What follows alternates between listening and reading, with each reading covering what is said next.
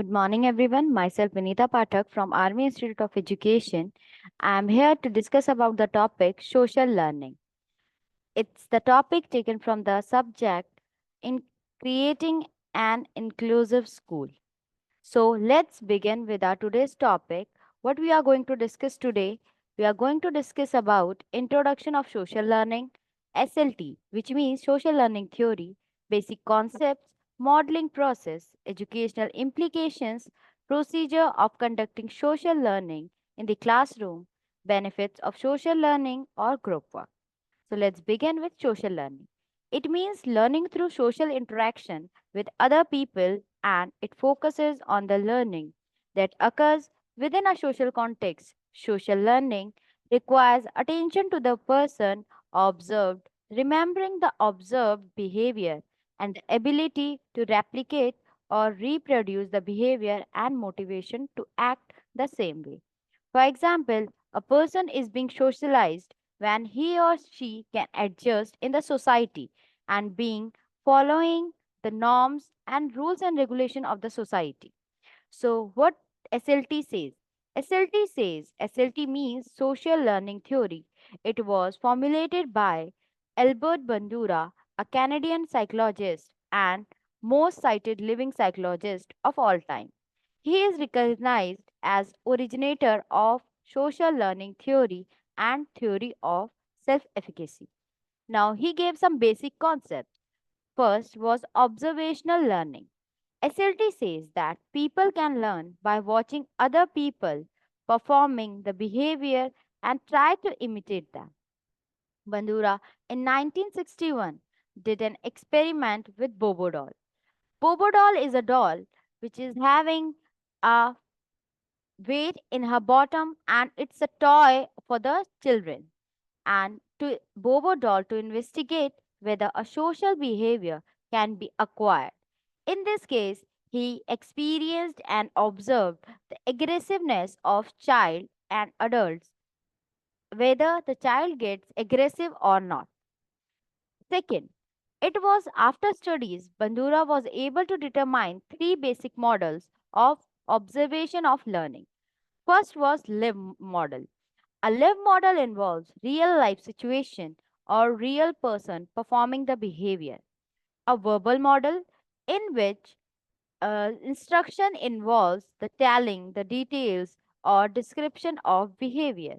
Symbolic model by using symbols, either real or fictional, character to demonstrate behavior via movies, cartoons, TV, radio, or any other media. Third, the state of mind. The state of mind is important and crucial for learning. He states that not only external reinforcement is important for the particular behavior, but intrinsic factor or motivation affects learning.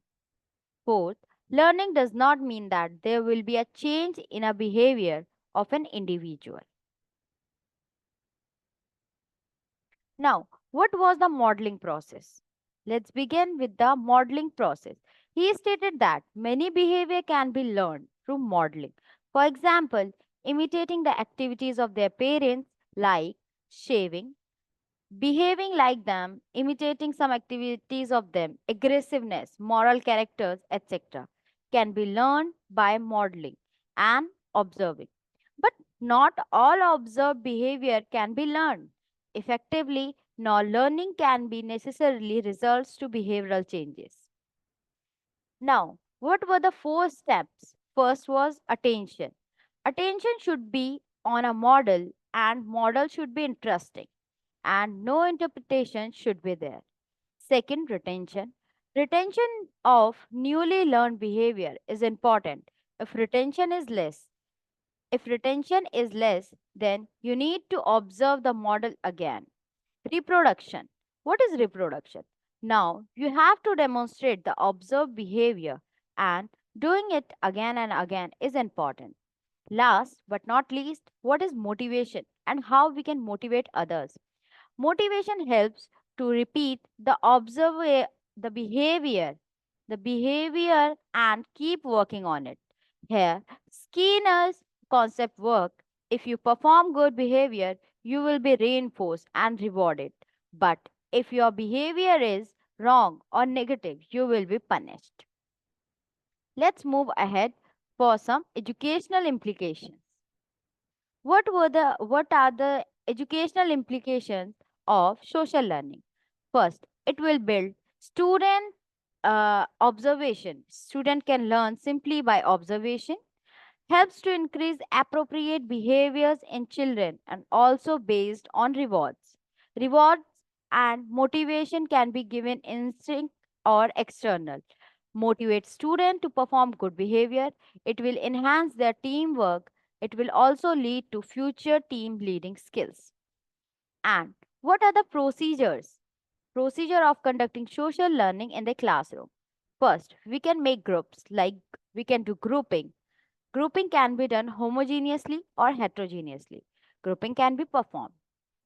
We can assign some group work like role plays, group test taking, mind map.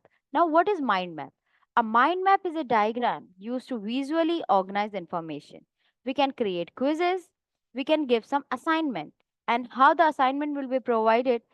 Self assessment and peer assessment is encouraged for following: assess their own work in the group, assess their own role in the group, make suggestions for improvement.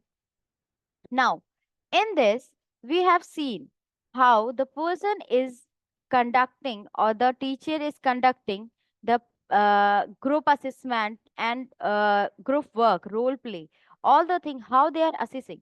And in this, self assessment can be performed at an individual level and at group level and can be used after tasks by performing group discussion and individual reports. So, this was the procedure of conducting social learning in the classroom. Now we will come to benefits of social learning. We are having the knowledge of models, we are having knowledge of what is social learning, we are having knowledge of what is SLT. Now we will come to an end, which is benefits of social learning or group work. It will enhance our teamwork, it will enhance social integration or social interaction. Team building skills will be improved, motivating each other. Student or individual will learn how to motivate within their group, within herself, and individual motivating skills will be enhanced. The motivation will be intrinsic, plus external reinforcement can be a motivation for an individual. So that's all for today. Thank you so much.